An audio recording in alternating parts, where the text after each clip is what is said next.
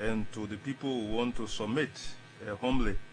So we are coming to, as we have stated from the preamble, from the introduction, to inaugurate today's program. We are going to talk about economy. The economy, as you know, has had some shocks, and it is because of the quagmire that has been established by the previous government. But we don't want to make any kind of long, I would say, shifting of blame, because we know that wherever exists issues, it is incumbent upon the person who succeeds to try and do the tweaking. That is what we are doing. We are laying the foundation, and this is indicative of the approaches taken in the scope of the pro-poor kind of activities. One will wonder why pro-poor. Pro-poor is kind of reaching out to those that have not been in the capsule. This government we're in, the tent is big.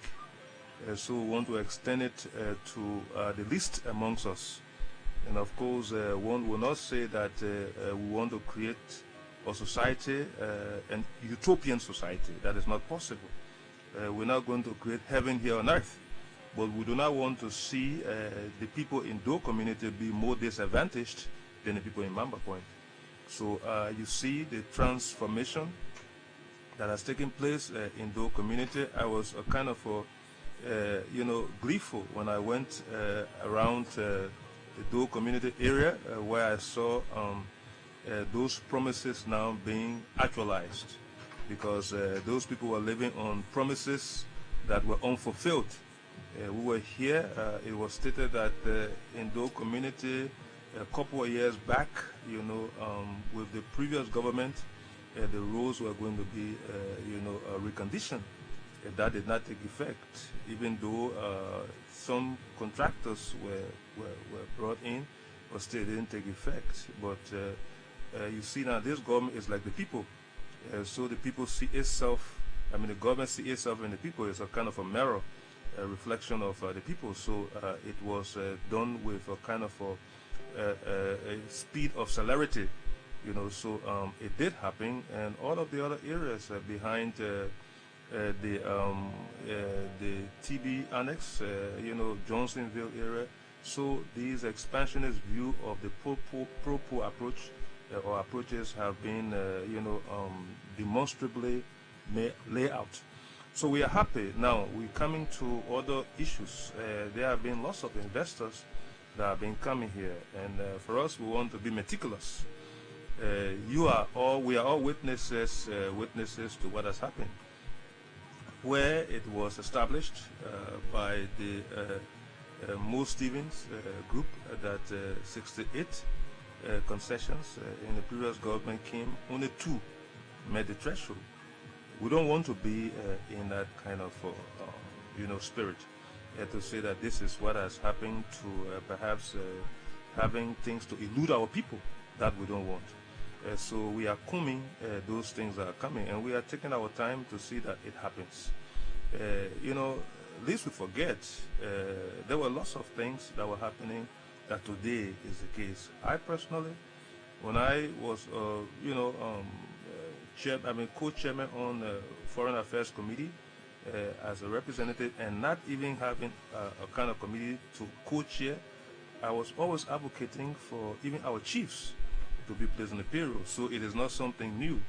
I have on my own at some point, during the 53rd legislature, 52nd legislature, I was sometimes compensating, teachers that were not on payroll. So this is not new. We also have been, visiting clinics, and even when it came to the Ebola issue, I was, if not the only lawmaker in Pligo, but I was in Maryland, but I was one of the few that when I identified with the people, who were carrying that exercise, I even went at the site where I think a gentleman was encamped, and I had to facilitate him so that after, where he was, he left, he will be able to have meaningful, livelihood. So all of those things were, the case. I was able also to identify with schools, in terms of providing chalks, because sometimes chalks were not available. There was a time I went in Hapo, I carried some chalks, and I presented them to Kipamos High School. So one of the teachers, I think he was Reverend, he said, these are the chalks that will rescue us, because there were no chalks. So when people are talking, we should not have that, feeling of amnesia, that something has happened, so we forgot and something else is happening. When the ground has no foundation, people have to put in, bricks and other, materials to bring solidity, to solidify the area before other things can start to, climb on those foundations. Honorable Speaker. So what we are seeing at the economy, there's a metamorphosis. We are trying to graduate from one point to another point. So we are trying to see that these things happen. The last time, the Qatari ambassador visited our office and said that, Liberia has promise, Liberia has hope. We want to try to start investing. Other people came to say that we want to do this. Even people want to come and do sugar, refinery in Liberia. So there are a lot of things coming, and we want to be clear as to how those things will impact the lives of our people. This government, we see it as the driver, of this government, making a kind of profound and impactful, role into the kind of transitioning we see here. So we will take the good with the bad, but we'll do what is in the people's best interest. It is onerous, but we'll do our best. Okay, so talking about the economy that we have not transitioned from, 1 year on now, this is, the people, the government of the people, for the people, by the people. You've been, your government has been in power for a year now. I understand all of what you've just said relative to the economy, but what could be your characterization of Liberia's economy right now? I understand when you say, it was crumbling. Where are we right now? And how far do we expect to go in the next year? Well, where we are now, we are at the stage of stabilizing to start to build. So all of those things we're gathering, information, trying to, solidify some points that were the weakest in the link. So we are trying to make good on what we said we'll do. For instance, now we hope to find, not too long, $34 million investment in Maryland County, the Golin Sifka. There will be erection of oil processing plant. So it will transform the lives of our people. What we want to see in there, that the people will be prioritized. We want to see not, gross, happiness. We want to see sufficient happiness for our people, so that they will be emphasized. The environment will be emphasized before the profit, that will come be emphasized, because the land and the people, should be the reason why, investors go there. So we want co-prosperity. As the investors go there, the people themselves should know that while they are here, the land being exploited or used, it is in their interest. So we will emphasize that, the people are targeted. We don't want a kind of elusive kind of presence in terms of benefit of those persons that are there. So we'll try to work around things to see that all of those things that, had not been able to be really captured in previous administrations be so going forward, you're telling us here now, as Speaker of the House of Representatives, that going forward, the economy will get better. Liberia's economy, it certainly will get better. I mean, they should accept shocks, but will bring rear absorbers, for those shocks. So it will get better. On the issue of priority at the end of the legislature concerning the economy, despite you saying it will get better, Honorable Speaker, the people of which, according to you, the purple agenda places emphasis on them at the center, are still saying that cup of rice, the price of cup of rice is very high, getting the issue of coal, the bread and butter issue, they are still complaining about them. In terms of priority at the national legislature, getting the economy better, what are the priority areas you'll be targeting? Well, basically, the routine living condition, the daily activities, that what we will focus, that the people have the common meal, Okay. that sustains, that will sustain them, because with a kind of a nurtured mind, many good things can happen. So we are going to ensure that those things that will make the people to feel part of this, national architecture be emphasized. So that will be the case. And then, the issue of roads, as you are saying, we are getting there. The issue about education, the schools, the issue about, healthcare.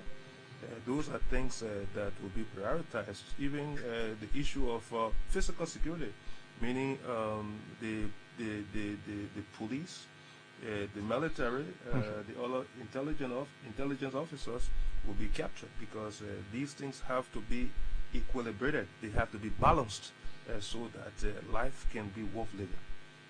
But again, as I said, we are not going to create a utopian society. There will be challenges, but I think as overcomers, Liberians will overcome these, challenges. 1 year ago, when you took over the legislature as Speaker of the House of Representatives, when you started off first, people were, the ordinary citizens were hailing the legislature because of the moves you were taking when it comes to, for example, Sam Dabi, making sure that our people in that part of the country get what, like you said earlier, about 68 concession agreements signed, and then only 2 were in the interest of the Liberian people. You're trying to put things back in perspective. How far are you on this one? Because critics say you're kind of, relaxed right now. Well, of course, if you don't know, sometimes you conclude. So it's good to be Socratic to know the causes and how those things can be solved. I think in my mind, as the people are saying, we will have to be, decorous with our, focus and our action. Will have to be carrying out our job with propriety, with good taste, so that people cannot think that we are after them. The facts will lead us to where we should go. So you can remember now the Sam Dabi issue, we talked about it. And I think from what we gather from the Bureau of Concession, that some steps are taken. We hope that the steps will be faster, so that the people can know that yes, indeed, they are part of the pie. Also, the issue regarding metal steel. We have been discussing the issue. We've got some report from that area. We are praying that the Bureau of Concession also will kind of go and counter-check on the information brought to us by metal steel.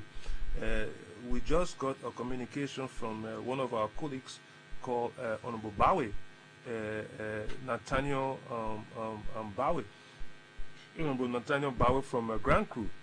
He spoke about some, I would say, actions meted against some of the employees at that end. So again, we are going to carry on some probing to know exactly what is happening, so that wherever corrective can be done, will be done in the shortest possible time. Because democracy talks about the people. So you cannot leave the people out of this process.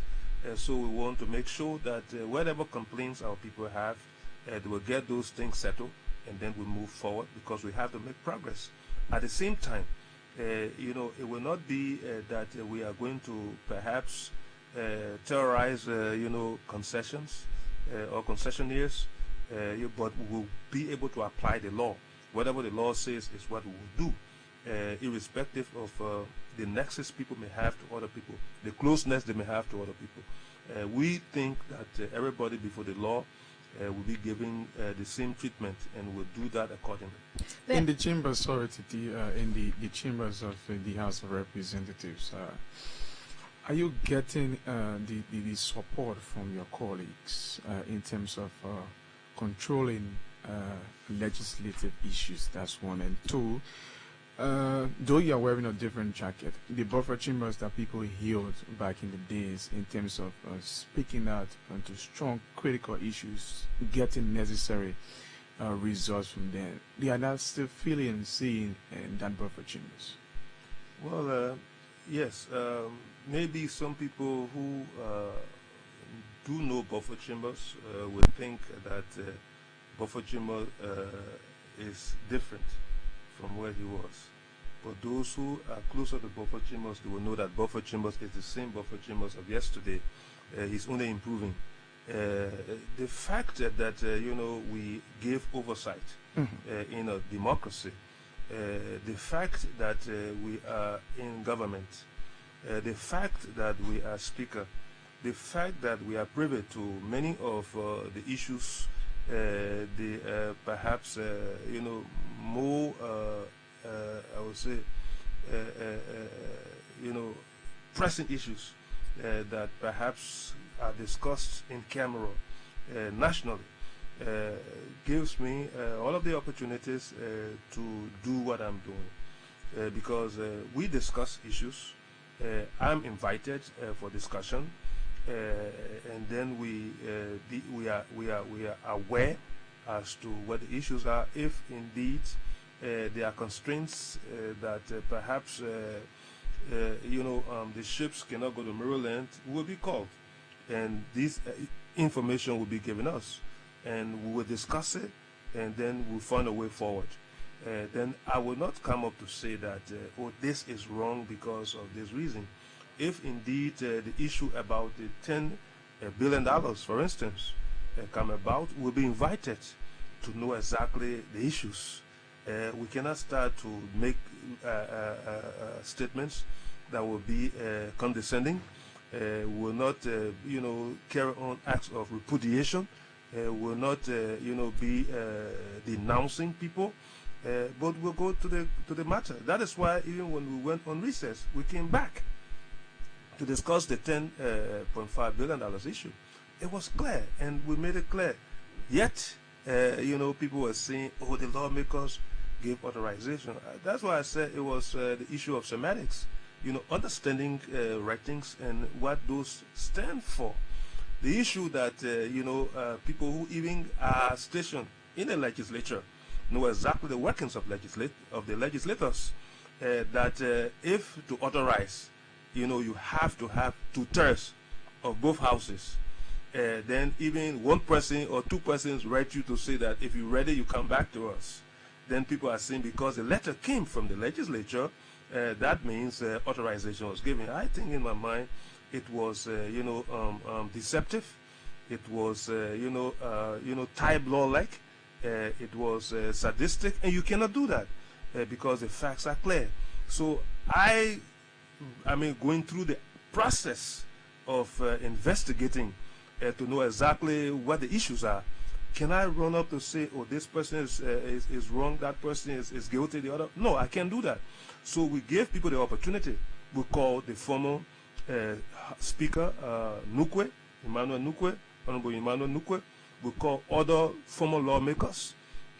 We call former bank governors, bank governor. We called board members of the bank. We called other people. We call LRA. We call GAC to have some clear understanding as to what it was.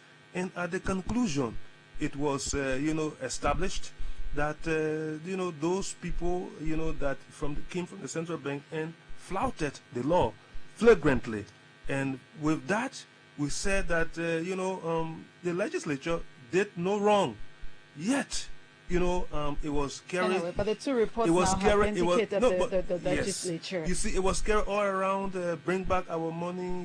This and that. Even for people to use the outlets, radio stations, printing offices to say that, the legislature, have some link. I think it was disingenuous for people to even use outlets and say, Joey, Gibraltar people, crew people, our money. In fact, it's stereotypical. It is wrong. It's hate, to use it. Because you are trying now to raise the sentiments of people, the emotions of people, is being more demagogical. That's demagoguery. You cannot do that. And it's good, Honorable Speaker, that... And these kinds of things, in my mind, if people will not rush to judgment and put out the contents, because journalism itself, has to do with setting standards, setting steps, impartiality, fairness, objectivity, even humanity should be applied in journalism. So to do otherwise, in my mind, I think there must be something ulterior. Okay, we'll come to that. Before we go to the media aspect of it, I want to ask you this question. Your job is to make laws. You have a responsibility to make sure that when these laws that are made, how is it called? What is the responsibility? Lawmaking oversight responsibility. Your oversight responsibility is to make sure that when things are not right, you call the government agencies responsible to make sure that these things. What is happening? We've not heard much from the legislature when it comes to rape in Liberia. Too many rape issues. We don't hear anything. Hasn't that come to your attention? The issue of Firestone workers, the issue of illicit mining in Riverside County is always on the news. What are you doing about that? Okay, let's take them one at a time. The issue about rape, we have been meeting with the police to know exactly what is obtaining and what approaches they are taking to de-escalate that level of, I would say, decadence as regards to rape. We feel that some of these things don't need, public attention to come, because sometimes you have over-dramatization. The substantive aspect of discussing and finding solution will be put on a back burner. We don't want that to be. And I think in my mind, and most of our colleagues feel that the approach the police are making, deserve to be supported, and logistically and otherwise, they need to be giving more. But again, competing priorities fall in the way. But it does not mean that what they need will not be given. And frantically, government is trying to make sure that all of those things that the police need, the government have been working in that direction to ensure that those things are given. The issue about, Firestone. Yes, we called Firestone before. We talked about the issue. There were some misunderstandings at some point when the MD, according to what we heard, that was misunderstood, misconstrued to say that the people were making $8 plus, but it was the average. When you averaging, you have high, you have low. So perhaps it requires explanation. I personally was able to talk to some of the lawmakers from Magibi, and I told them that they have an obligation to explain to the people. At the same time, we allowed and we encouraged the minister or the Ministry of Labor to get involved, and the Ministry of Labor got involved. But there's a new thing that came now from Firestone, the issue about the retirees and last cop issue. Well, I think it's an issue of, understanding. Of course, when you are retired by statute, there's a body responsible to take responsibility of the retirement package, because people do contribute to that. If Firestone wants to turn over its responsibility, I mean, it should not, deprive the people from getting what they should have otherwise been getting. But there is law on the book regarding that. Yes, there's a law regarding retirement. Is And the legislature NASCOP, looking into that issue now? and NASCOP is responsible, for retirees. You understand? So if they There want has to, been claims and counterclaims. NASCA is saying we have not agreed to this term yet, and Firestone was saying this is what NASCA should be doing. So there are claims and counterclaims. What happens Well, to the people then? basically, I have not been privileged to know exactly what the both sides are saying. If indeed NASCOP does not want to take on the responsibility of Firestone, Firestone is obligated to do what it should have been doing. It is doing it. So precedence is, you understand, they have been given. I know that I many times had to bring list of people from Maryland, and sometimes pay people from Maryland to come to get the money from Firestone. Firestone exercised some magnanimity at some point when I brought some names of people with the information. In the 53rd legislature, 52nd legislature, they were able to pay those people. So But should that be the case? Don't they have to do what they have to do as as Firestone, instead of every time they have this issue with retirees or they have this issue with the workers? Well, basically, we will have to understand the facts before we can rush to we can make any judgment. I would like to have the full contents. Let me be able to decipher those things myself to know exactly who takes what. So that has not been brought to your attention. The committee has been established because it came and we referred to a committee to come up to give us the outcome. So until that time, we'll be able to reserve judgment. But I don't want to shift blame anywhere. Fair enough. Yes. Illicit mining, it's on the increase in Riverside County. Well, basically, I think there was something I even heard in Maryland regarding illicit mining. Thankfully, in my district, it did not take effect. The superintendent and others called me, even Honorable Roland called me and said, this is what I heard about something that is about to happen in People's Ottoka district. So I said, what is it? He said there were some people alleged to have come from Ghana with some materials. They went in the Namican area to do mining. So I said, that's so. So I called the superintendent. I said, immediately, work with the police to confiscate those materials, because we don't have any such agreement. The government of Liberia or nobody in Liberia has any agreement with the people at that area. So definitely those things should be confiscated.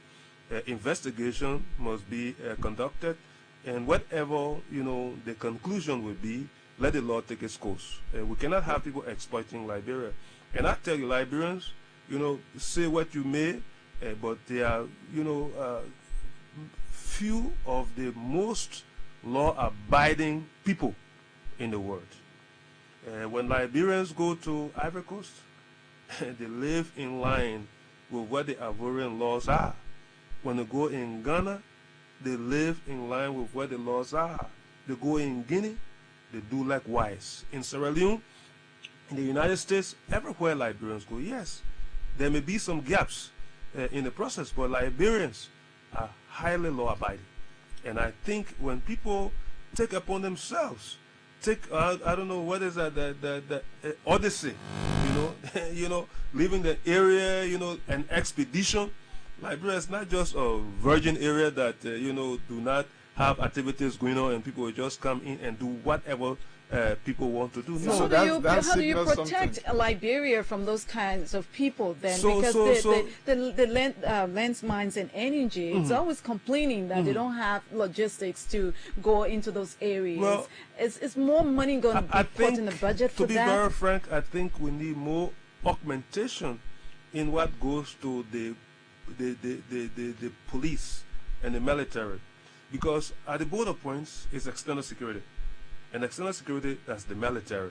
So the military, has to be, supported. The police have to be supported alongside with the lands, mines, and energy people. But the priority should go to the security people. If you give lands and mines, everything they need, which is good, they will get report. And who will intervene? The security forces will have to intervene. So we have to do one with the other. But again, our emphasis, and in fact, it will even be easier if you will give the police more at some point. If we talk about shortage of resources, you give more to the police, and then you give the police information as to who's supposed to be where. So when the police go there and the military go there, they will know exactly who's supposed to be there and who's not supposed to be there. So teamwork is required in the process. But with what we have, we have to be able to properly apply the resources based on the needs. I'd like to take you back to the national legislature, specifically the House of Representatives. Quote unquote, it's perception. People always normally say the lawmakers, they are the ones that eat in the money. The lawmakers, so many negative perception about the lawmaker or the national legislature. Under your leadership, what are you doing? I guess you've been hearing so many of them. What are you doing to at least bring back that clean, perfect image of the legislature? Well, basically, it is a global issue. Okay. That legislators, being close to the people, are the first group that people will talk about, which rightfully is the people's right to say things. What we need to do is to explain exactly what it is. The issue of the legislature, and I must, give some credit to my colleagues. My colleagues, majority of them are living up to the standards required of being legislators. To the extent you don't hear about brown envelope legislature anymore.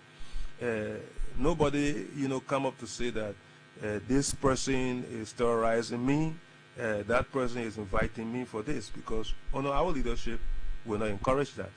What we want is that what you work for is what you get.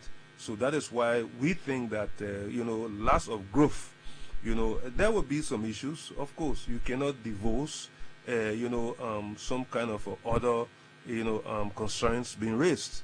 But again, when you have group of people together, there will always be some other, actions that perhaps it will be new to you. The way to go about it is to give more information, more clarity. But I think the public is getting to appreciate what the legislators are doing. What you see happening, legislators, oversight, we call people in to intervene and carry on other actions. The issue about representation, we go and, whatever concerns our people, whatever needs that they may want to see being addressed, we carry out those exercises.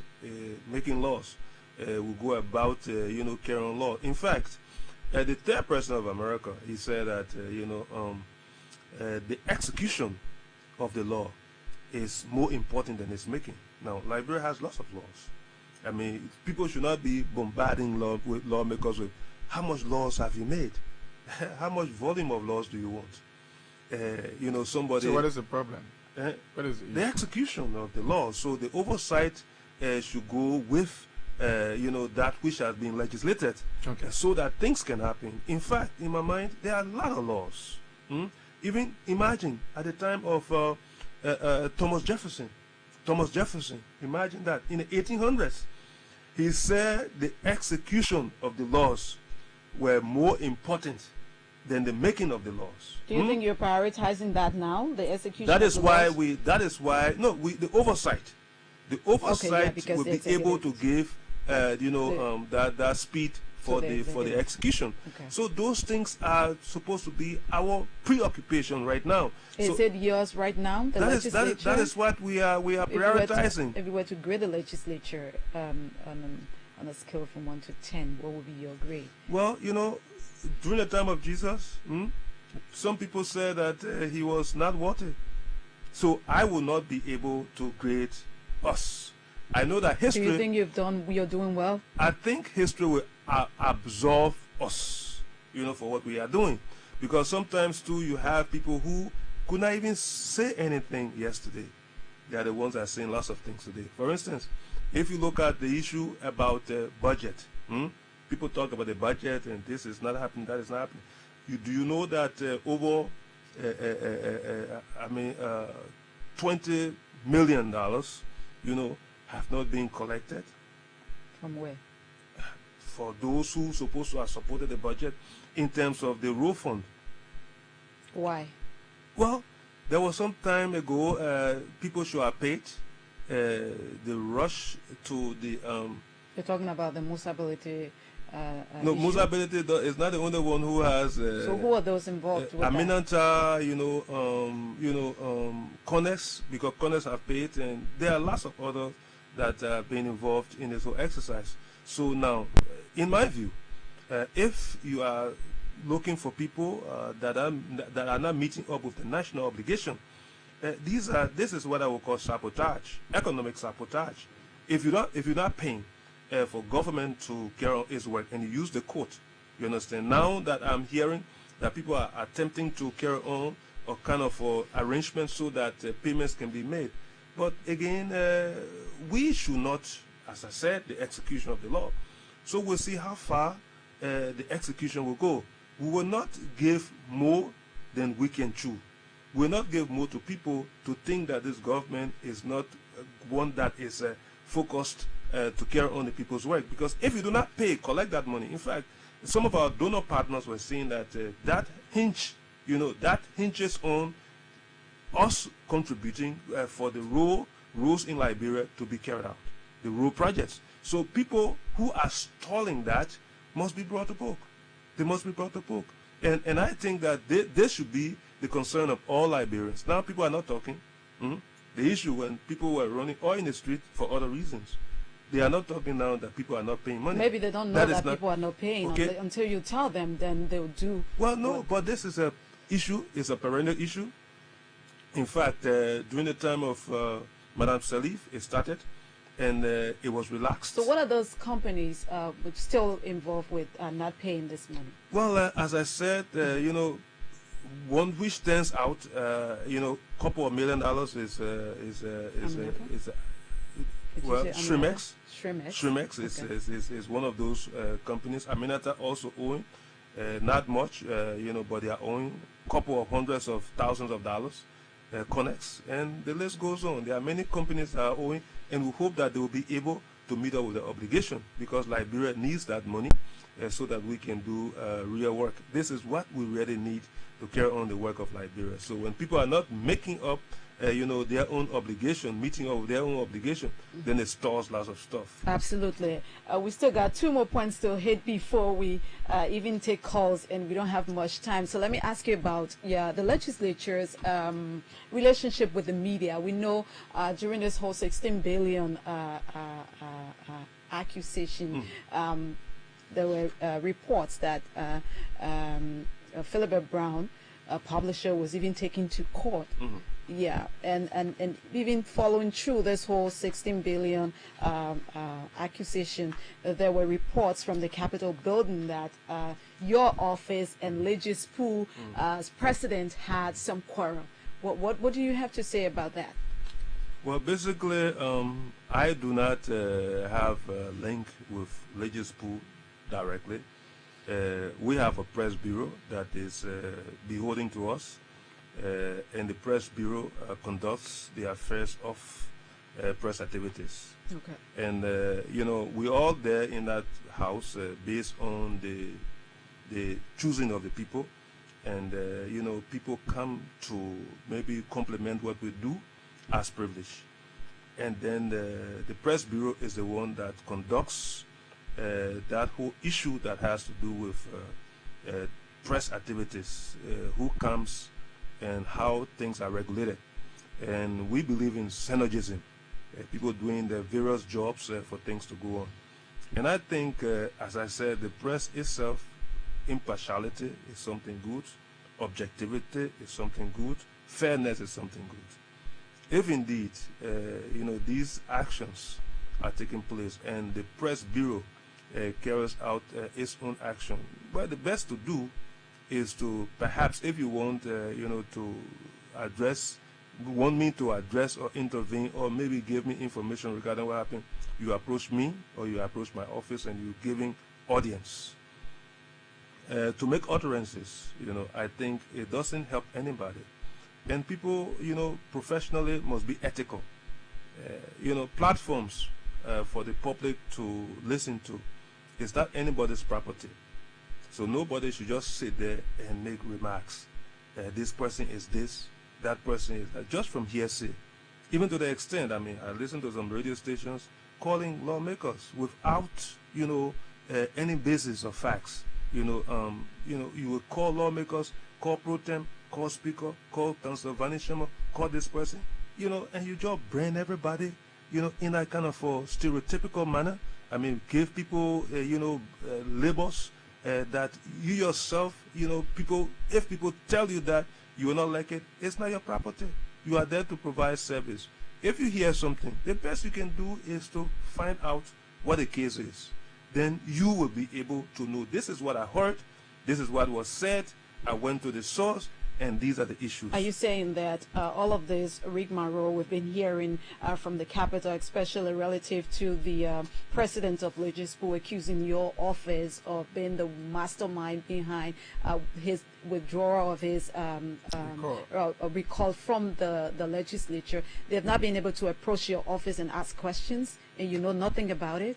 They have not done so. The only person who came to perhaps approach me was a young journalist called Fuyo Fire. You understand? And I said, if that is the case, I will kind of investigate the issue. I will find out from the director. And I think another person came to my office. The head of the religious council from Bomi County, bishop from the Pentecostal church, but I forgot his full name. Cotto Brown. Yeah. Bishop Cotto Brown. He came and I said, look, I know nothing about this issue, and I don't think, this is how things are as you have heard. So I am not aware. The person responsible is, the press director, and the press bureau is responsible. But again, if people do hear information, look, let me say this. In Rwanda, when 800,000 persons were killed, the media was involved. Some media, professionals went to jail for life. Some even spent 35 years sentence, or were sentenced for 35 years. The media itself is important, in what goes out and how people emotions are raising.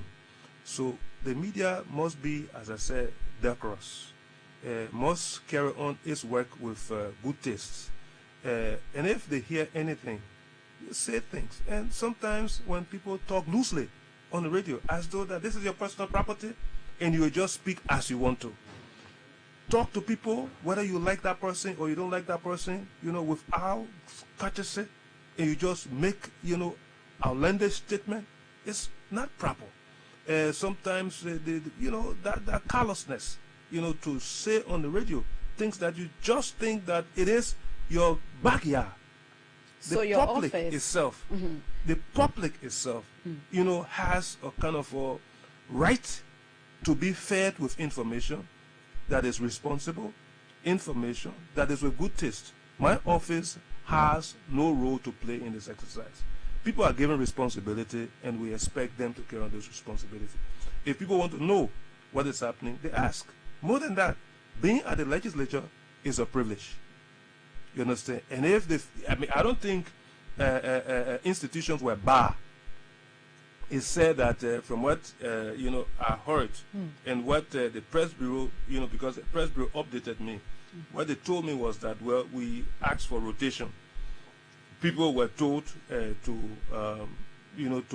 be replaced. Institutions replace those individuals with others. And I think, as far as I'm concerned, I think you used to be a reporter too, and before you, I think some other person was at the legislature. So it is not something that is permanent, or you are forced to be where you are at that legislature. But again, what I say that our doors are open, and people should not be making comments that are not within the scope of journalism. Journalism field is a very sacred, profession. It's a noble profession. So when people go on the air, they must have respect first for themselves, because if you have respect for yourself, you respect others. I totally agree with you. The journalism profession is, an ethical profession, and we have ethics that guide us. So as journalists, we must always be guided by our ethics. Let's go to your county now, where your county is in the southeast. Yeah. The president is expected to visit the southeast as part of his first, one of the first priorities or first parts of his country, his tour of the country. How far are preparations? Well, we will always be prepared. I mean, I've always been prepared. If I could be prepared for the government before this government, I would be prepared for this government. You're prepared for your own government now. I'm always prepared. Okay, let's know how prepared you are. But besides that, I'm more prayerful, for the whole exercise. You're more what? Prayerful. Prayerful. Yes. Why I'm prayerful Why? is that I'm at the end of Liberia. Okay. I pray for Nimba. I pray for Granjide. I pray for Rewaji before I pray for myself. Then on the other side, I pray for Bassa. Okay. I pray for. No, you pray for Grenku, right? I pray Then for Bassa. How Bassa? Right, Bassa. It's not the whole Bassa that is paved. I pray for Bassa. Okay. I pray for Sino. Okay. I pray for I'm a Grand Crew. Before I pray for Maryland. So the Marylanders, we always having vigil for development. Okay. But I think we are getting there from all of the indications. Partners are helping, but for the county sitting, we want to tie around. You have not had your county sitting? No, we haven't had it. Okay. And the issue here is that it is not, first come, first serve, or it's not, last come, last serve. It's based on what is available, and things are being packaged so that all counties, because we feel that all counties must be giving, what they deserve, what they should have as, their own budget. For us, we want to tie, our county sitting with the visit of the president, so that we be with our people sufficiently. We receive our son, our brother, our father, we receive everybody. Then we can, after that, sit down and then discuss how the apportionment will go about in the county. So it's not late. The last time, I think a week ago or so, I was in Margibi, and I identified with the Honorable Ben Fofana.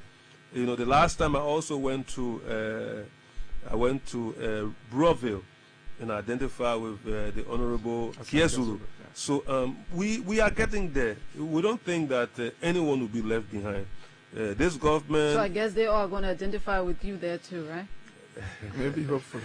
I'm praying because I don't want them to because it's a long way. And then they must prepare themselves to go there. Though they will be giving the Southeastern hospitality, because the Southeasterners are very good people. Absolutely. But again, they must prepare themselves, because some of them have not traveled such a distance, and I don't want to push people to something that they may not have conditioned themselves to. Some people right here in this. No, let them go there. Let them go there. When they see how bad the road is, then when you say, we have to sign this agreement for the road to go further, they will be jumping to sign. No, they are on board.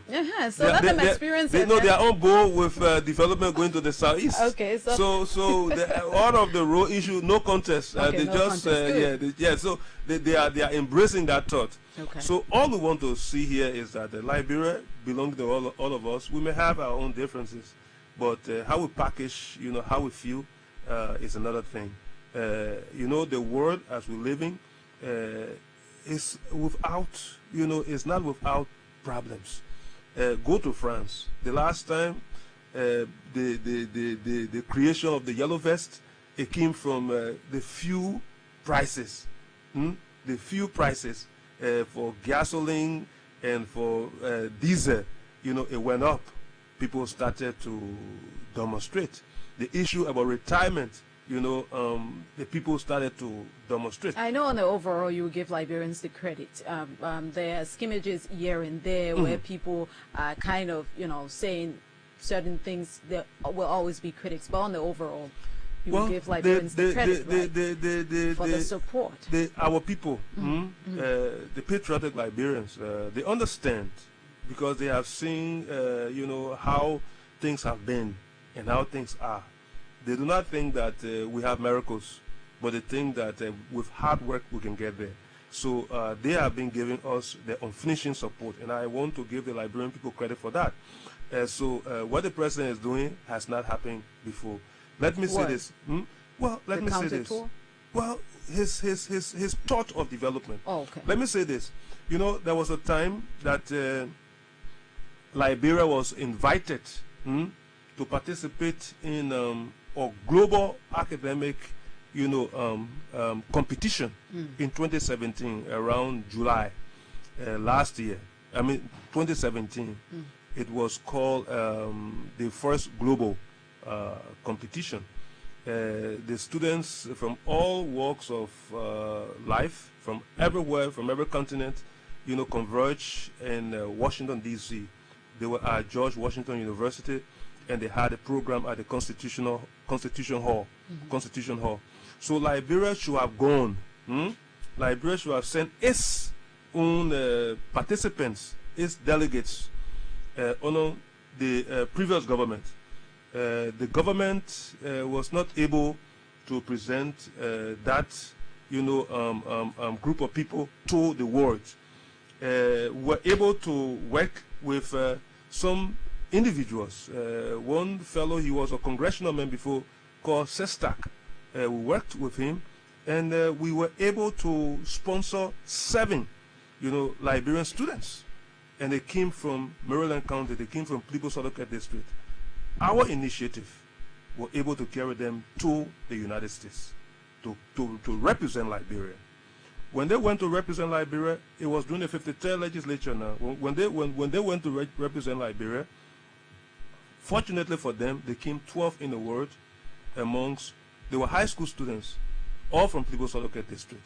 12th in the world amongst 163 countries. They ranked 12th in the world. In Africa, they ranked 2nd among 40 African nations that went there. That's huge. When the people from Tunisia, when the students went back, they were 83rd, they ranked 83rd. There was a kind of a national celebration for the students among 163 persons. When these children came to Liberia, I called the former, I called the mansion. The mansion could not accommodate these children. I called the Minister of Education. The Minister of Education, he said, yes, we'll receive the children. Time for the children to go. We couldn't find a minister at the time. We were able to meet one of the deputy ministers who promised those children a lot of stuff. It didn't happen. What are you alluding to shortly? What we are seeing here is that we have been involved. Okay. But more than that, at the time, President Weah was just an aspirant. He embraced those children because I personally felt that it's government initiative. Government must receive its people, though government was not involved in sending them. Okay. But government must receive its people. So President Weah at the time, Senator Weah, with the governing council of the CDC, received those children and entertained them at Boulevard Palace. Gave those children some kind of impetus to say that yes, people are still believing in us. These children today, in my view, should be given some place in Liberia. Today, these children, I vouch that these children from where they are, some of them have finished high school, but until they finish college, I think we need to invest in them. And if nobody can invest in them, I will make sure that they graduate from college, and whatever they want to do, I will help them. But there are good things in Liberia. And if I told people, I said, if one coalition member at a time can invest in bringing up and improving children, I think our government is a testimony that our government will do more. Besides, now I'm speaker.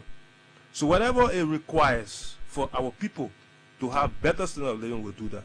Okay. And that is why I urge my people, legislators, let's put our interests, last as we look after the interests of our people. And many lawmakers are supporting that idea. Today, lawmakers are everywhere and doing everything. Before saying anything else, let me express my sympathy to the Honorable Richard Nangbe Kung. Honorable Richard Nangbe Kung, day before yesterday, lost his mother. And yesterday, he lost his sister. And he has other relatives that are critically ill. 3, as I was being informed. Something happened? Well, yes, I think it was monoxide inhalation.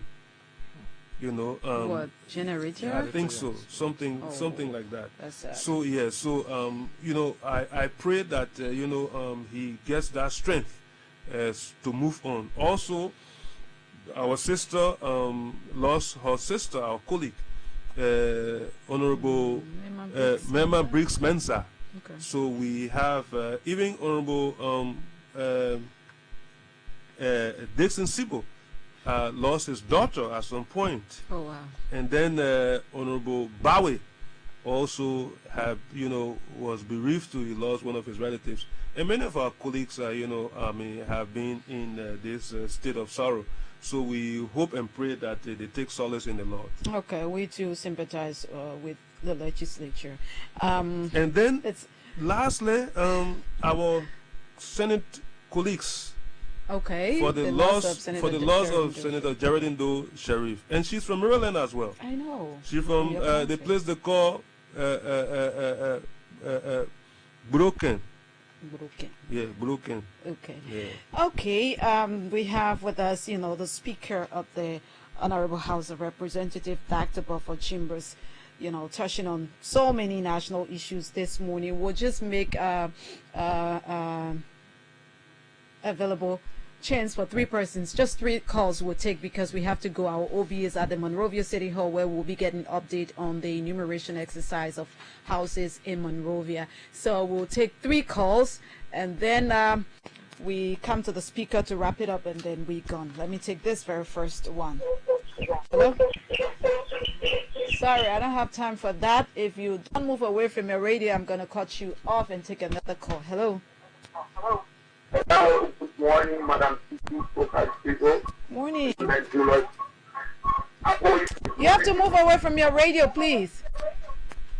Yeah,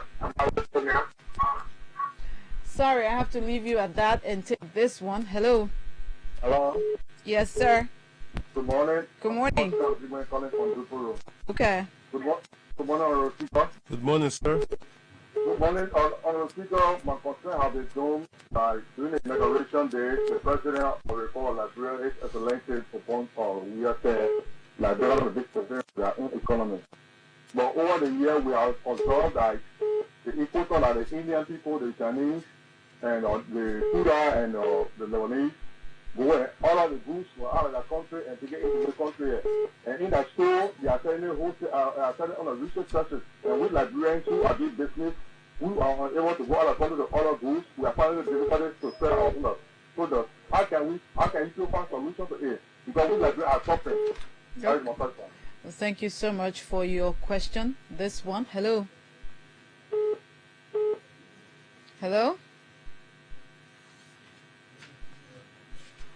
Hello. Good morning. Morning. Good morning. Good morning, Dr. Chambers. Good morning, sir. My name is Mr. Steve the second, and I call you from Carpet Street, where the Borough Governors reside. Dr. Chambers, I'm one person who actually used to admire you. When at the time you were not a speaker, because you stood for the truth, and you were bold to see things that, look, the government was taking a wrong path and you were erecting checkpoints. But now, Mr. Speaker, I'm not seeing you in that direction. And the only reason is because you are now a member of this ruling party. Okay, you have your answer. You already know the reason why. There's no need to keep you there. Hello? I thought you were asking question, but you've jumped to conclusions. Hello? The final caller. Hello? Good morning, Madam P. Morning. My name is Mohamed Gitara, calling from Clarendon District, which is member of the National Response and Defense. You know, let me really commend Honorable Dr. Bhofal Chambers. Now in the legislature, really we are seeing that the legislature have real respect and dignity this time around. But really, and this big issue, Dr. Chambers, it did cause that a lot of persons are going up in the country. You know, because some of us we from 20 more countries were campaigning for the government to help the Liberian people. All the time when we go there, the people are crying. A lot of things are very in high expense. So I'm calling on you because you sitting one of the gates in the legislature. Yes, one for you to really work in the interest of the Liberian people. Only that you're working. Because anywhere you receive rule, if the government are working, they want cannot happen. So they have cause of living on you. Really, Dr. Chumbo, you were there for the people. In the union party, and you resign. So I really commend you the work that you're doing for Liberian people. At least this technical year will really shape it a little bit in the interest of Liberian people. Things are getting hard in the rubber. Okay, so I thank you. commend you this morning. Thank you for your concerns. Let's come back to you, Honorable Speaker. You listen to the callers. Well, I thank all of these callers for their concerns. What I also want to thank you, my host, for giving me this opportunity.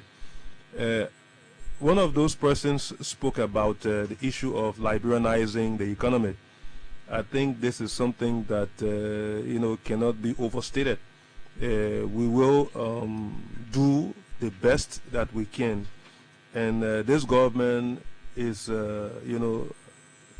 bent on doing just that. We were even able to intervene at some point.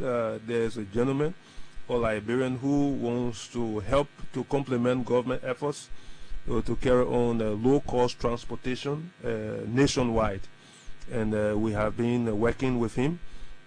And his finance ministry is also working with him so as to alleviate that issue that has to do with transportation. And he is a Liberian. He has some Southeastern link.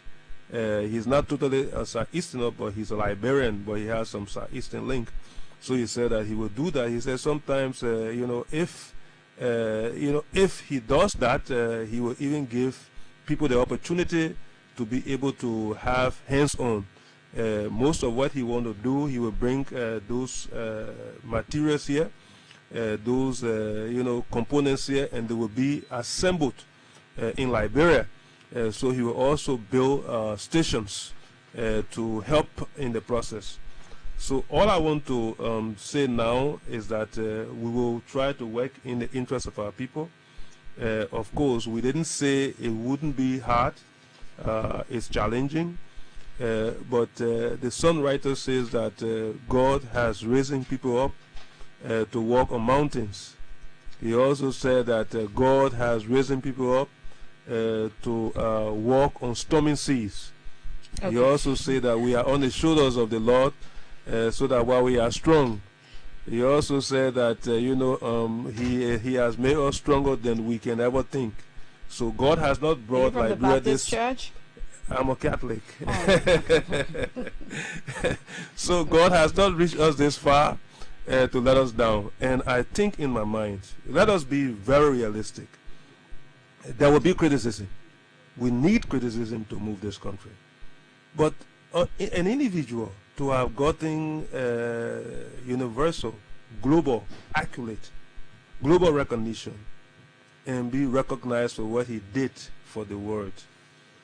For that person, to be not accepted by some quarters, for the sake of politics, I think is unfair.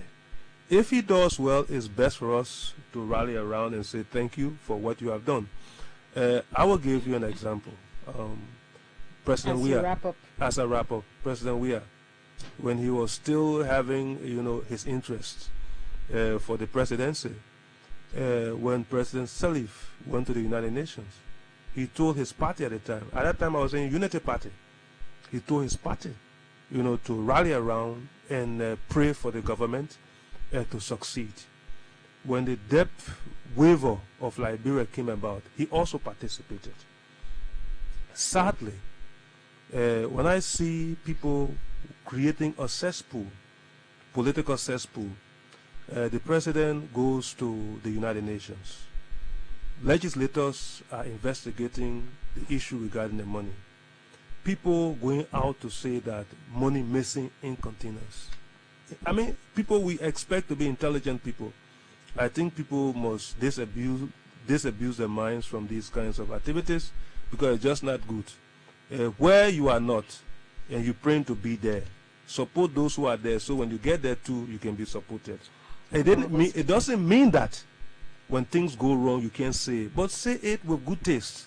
Okay. So I want to say thank you so much for giving us this platform. Again, to conclude, I will say that may all of us Liberians work in concert so that Liberia can be peaceful, Liberia can be stable, Liberia can be just, Liberia can be prosperous, so that our rights can be able to match our responsibilities.